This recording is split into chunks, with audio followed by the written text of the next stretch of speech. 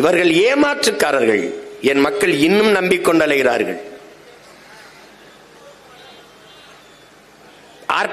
அற்ப வாக்குக்கு அலைவார்கள். உங்களையும் என்னையும் ஒரு உயிராக மதிக்க மாட்டார்கள். இது அல்லாஹ் மீதானை. அவர்களுக்கு நமது உரிமையோ உணர்வோ உயிரோ முக்கியம் அல்ல, நமது ஓட்டு மட்டும்தான். ஏன் இந்த உலமாக்களை போன ஆண்டு கூட்டி மாநாடு போடவில்லை? 16 இடத்தில் இருக்கிறது. ஏன் எங்க அண்ணா தடாரங்க ஏன் போன ஆண்டு போடவில்லை? அதற்கு முந்தைய ஆண்டு போடவில்லை? ஏன் இப்போது நடக்கிறது? ஏனென்றால் இந்த அடுத்த மாதம் தேர்தல் வர இருக்கிறது. அதனால்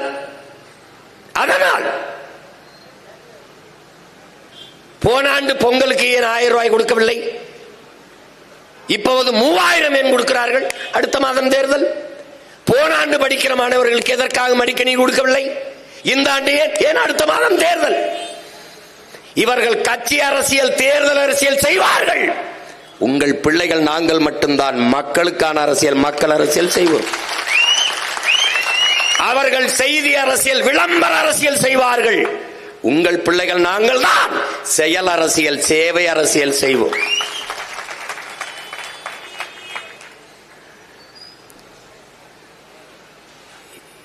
எல்லா துன்ப துயரங்களில் இருந்து நாம் விடுபட முடியும். அதற்கான வலிமை நம்மிடத்திலே இருக்கிறது.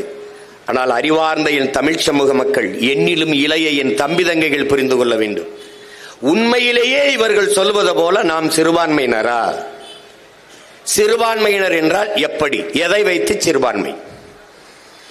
உலகெங்கிலும் வரலாற்றிலே என் உடன் பிறந்தார்களே, உலகெங்கிலும் வரலாற்றிலே ஒவ்வொரு இனத்தையும் மொழி இன அடிப்படையில் தான் வகுக்கிறார்கள். அப்படித்தான் எந்த நாட்டிலும் எந்த இன வரலாற்றிலும் மதத்தின் அடிப்படையில் மனிதர்களை வகுத்து பார்த்தது இல்லை. ஐரோப்பிய நாடு முழுதும் கிறிஸ்தவர்கள் தான். பிறகு எதற்காக அத்தனை நாடுகள்? எதற்கு பிரான்ஸ்? எதற்கு சுவிஸ்? எதற்கு டென்மார்க்? எதற்கு ஜெர்மனி? எதற்கு நார்வே? ஏன்? மொழி வழியே தேசிய இனங்கள், நிலங்கள். I am Christian கிடையாது, I am French. I am British கிடையாது, I am English. மொழி வழிதான் தேசிய இனங்கள், நிலங்கள். இங்கிலாந்திலே இருந்தவன் தானே அயர்லாந்துக்காரன். எதற்காக? 2 பேரும் கிறிஸ்தவன் தான். எதற்காக பிரிந்தான்? நீ இங்கிலீஷ், நான் ஐரிஷ். ஒரே வேத நூல் பைபிள். இறைமகன் இயேசு ஏற்றுக்கொண்டவன் தானே. பிறகு எதற்காக நாடு? எதற்காக இன்னைக்கு ஸ்காட்லாந்து தனி நாடு கேட்கிறான்? நீ இங்கிலீஷ், நான் ஸ்காட்லாந்து. இந்தியாவில் இருந்து பாகிஸ்தான் பிரிந்ததை ஏன்? மார்க்கம், இஸ்லாம், அதற்கு தனி நாடு. அதுவும் கூட முகமது அலி ஜின்னா கேட்டிருக்க மாட்டார். நாட்டு விடுதலைக்காக எல்லோரும் இணைந்து போராடி கொண்டிருக்கிற போது, மதம், சாதி, மொழி பாகுபாடின்றி இந்தியர்கள் என்று போராடி கொண்டிருக்கும் போது, பொது மேடையிலே ஒரு முறைக்கு 2 முறை காந்தியடிகள் அவர்கள் ஜின்னா அவர்களை பார்த்து, இந்த நம்மோடு சிறுபான்மை மக்களின் தலைவர் ஜின்னாவும் இருக்கிறார் என்று சொல்லிவிட்டார். அந்த இடத்தில் நாம் எந்த பாகுபாடும் இல்லாது போராடி கொண்டிருக்கிறோம். இவன் 2 முறை நம்மை சிறுபான்மை மக்களின் தலைவர் என்று சொல்லிவிட்டாரே என்று அன்னைக்குத்தான் ஜின்னா சிந்திக்க தொடங்கினார். வெள்ளைக்காரன் ஆட்சி, அந்நியன் ஆட்சியில் இருக்கும் போதே இங்கே மத கலவரம், இந்து இஸ்லாம். அடுத்தவன் ஆட்சியிலேயே நம்மை அடிக்கிறான். அப்ப இவரிடத்திலே அதிகாரம் போனால் நம் மக்கள் பாதுகாப்பாக வாழ்வது கடினம் என்ற முடிவெடுத்த செப்பரேட் பாகிஸ்தான் என்ற முடிவில் உறுதியாக இருந்தால் முகமது அலி ஜின்னா 46 அடைய வேண்டிய விடுதலை ஜின்னாவால் தான் ஓராண்டு தாமதமாச்சு. யார் போய் பேச போனாலும் மவுண்ட் பேட்டன் ஜின்னாவை சமாதானப்படுத்தி, ஜின்னாவை கன்வின்ஸ் பண்ணிட்டு வா, ஜின்னாவை சரி பண்ணிட்டு வா, அவர் தனி பாகிஸ்தான், அதை தவிர வேற தீர்வில்லை என்று உறுதியாக இருந்ததால் ஒரு நாள் முன்னாடி பாகிஸ்தான் விடுதலை அடைந்து போனது.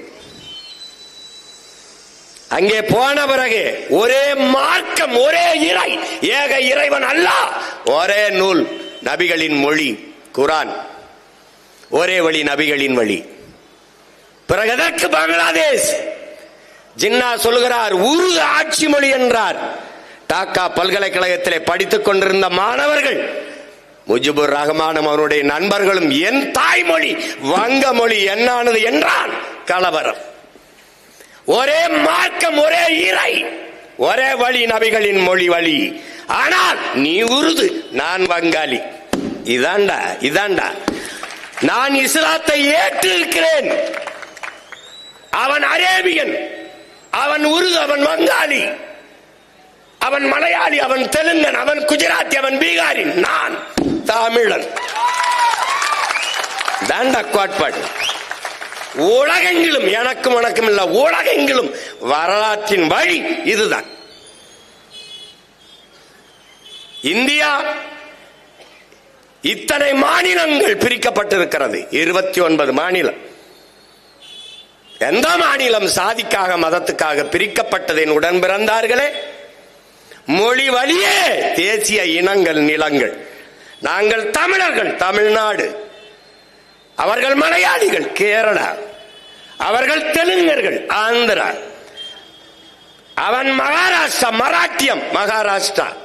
அறிவு சமூகமே, இந்துதானே. குஜராத்தில் இருப்பவனும், மராட்டியத்தில் இருப்பவனும், மகாராஷ்டிராவில் இருப்பவனும் இந்துதானே. அப்ப ஒரே மாநிலமாக இருக்கும் போது எதற்காக குஜராத்தை தனி மாநிலமாக கேட்டான்? பதிலாற்ற இருக்கு, யார்கிட்ட இருக்கு? ஒரே மாநிலமாக இருந்தது மகாராஷ்டிரமும் குஜராத்தும். எதற்காக பிரிந்தது? நீ மராட்டியன், நான் குஜராத்தி. எங்க இருக்குது மதம்? பங்களாதேஷ், கிழக்கு பாகிஸ்தான், அங்க உருது வங்காள பிரச்சனை.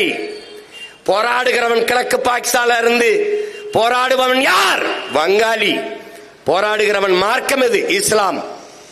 அன்னைக்கு மேற்கு வங்கம், அதே வங்க மொழியை தாய்மொழியாக கொண்டவன் ஒரு மாநிலம். அந்த மாநிலத்தின் முதலமைச்சர் யார்? காங்கிரஸ் கட்சியின் முதலமைச்சர் சித்தார்த்த சங்கரேங்கிற முதலமைச்சர். அன்னைக்கு பிரதமர் யார்? இந்திரா காந்தி.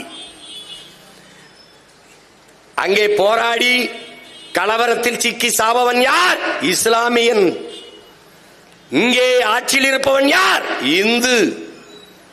மேற்கு வங்கத்திலே சித்தார்த்த சங்கரே சொன்னதென்ன?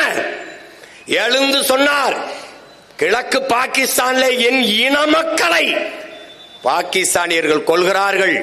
நீங்கள் ராணுவத்தை அனுப்பி, டியர் மேடம் இந்திரா காந்தி, நீங்கள் ராணுவத்தை அனுப்பி காப்பாற்றவில்லை என்றால் என் காவல்துறை அனுப்பி நான் காப்பாற்றுவேன் என்ற அழைப்பு, அந்த அறைகோல் விடுத்த பிறகு அம்மையார் இந்திரா காந்தி ராணுவத்தை அனுப்பி சண்டையிட்டு கிழக்கு பாகிஸ்தானை பிரித்து அவர்கள் தாய் மொழியிலேயே பங்களாதேசம் என்று நாடை கட்டினர்.